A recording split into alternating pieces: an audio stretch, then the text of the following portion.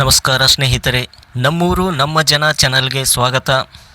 Iran America ಯುದ್ಧದಿಂದಾಗಿ ತೈಲ ಸಂಕಟ ಎದುರಿಸುತ್ತಿರುವ ಭಾರತಕ್ಕೆ oil India limited good news ಒಂದನ್ನು ನೀಡಿದೆ. ಹೌದು ಸ್ನೇಹಿತರೆ, ಅಂಡಮಾನ್ನಲ್ಲಿ ಆಯಿಲ್ ಇಂಡಿಯಾ ಲಿಮಿಟೆಡ್ ನಡೆಸಿದ ಶೋಧನೆಯಲ್ಲಿ ಅಂಡಮಾನ್ ದ್ವೀಪಗಳ ಪೂರ್ವ ಕರಾವಳಿಯಿಂದ 15 ಕಿಲೋಮೀಟರ್ ದೂರದ ಶ್ರೀ ವಿಜಯಪುರಂ ಎಂಬ ಅನ್ವೇಷಣಾ ಬಾವಿಯಲ್ಲಿ ಸುಮಾರು 355 ಮೀಟರ್ ಆಳದಲ್ಲಿ ಅನಿಲದ ಬೃಹತ್ ನಿಕ್ಷೇಪ ಪತ್ತೆಯಾಗಿದೆ ಎಂದು ಕೇಂದ್ರ ಪೆಟ್ರೋಲಿಯಂ ಸಚಿವ ಹರ್ದೀಪ್ ಸಿಂಗ್ ಪುರಿ ಹೇಳಿದ್ದಾರೆ.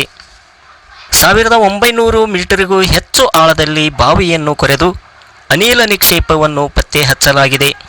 ಇಲ್ಲಿ ಅನಿಲದ ಬೃಹತ್ ಸಂಗ್ರಹ ಇರುವುದನ್ನು ಅಧಿಕಾರಿಗಳು ಖಚಿತಪಡಿಸಿದ್ದಾರೆ.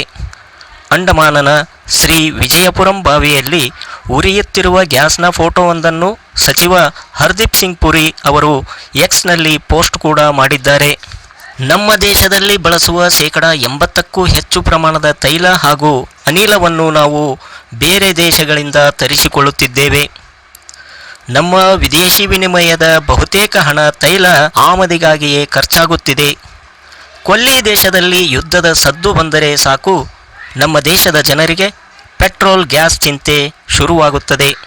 ಇಂತಹ ಕಠಿಣ ಸಂದರ್ಭದಲ್ಲಿ ಅಂಡಮಾನ್ನಲ್ಲಿ ನ್ಯಾಚುರಲ್ ಗ್ಯಾಸ್ ಪತ್ತೆಯಾಗಿದ್ದು ದೇಶಕ್ಕೆ ಗುಡ್ ನ್ಯೂಸ್ ಎಂದೇ ಹೇಳಬಹುದು.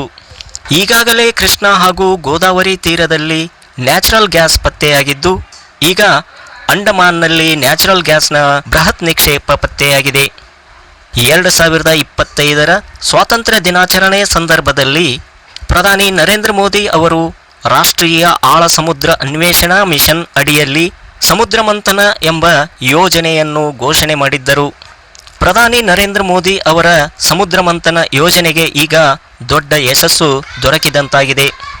ಈ ಯಶಸ್ಸು ಭವಿಷ್ಯದಲ್ಲಿ ನಮ್ಮ ದೇಶದ ಇಂಧನ ಬೇಡಿಕೆಯನ್ನು ನೀಗಿಸುವುದರ ಜೊತೆಗೆ ಭಾರತಕ್ಕೆ ಹೊಸ ಅವಕಾಶಗಳ ಬಾಗಿಲನ್ನು ತೆರೆದಂತಾಗಿದೆ.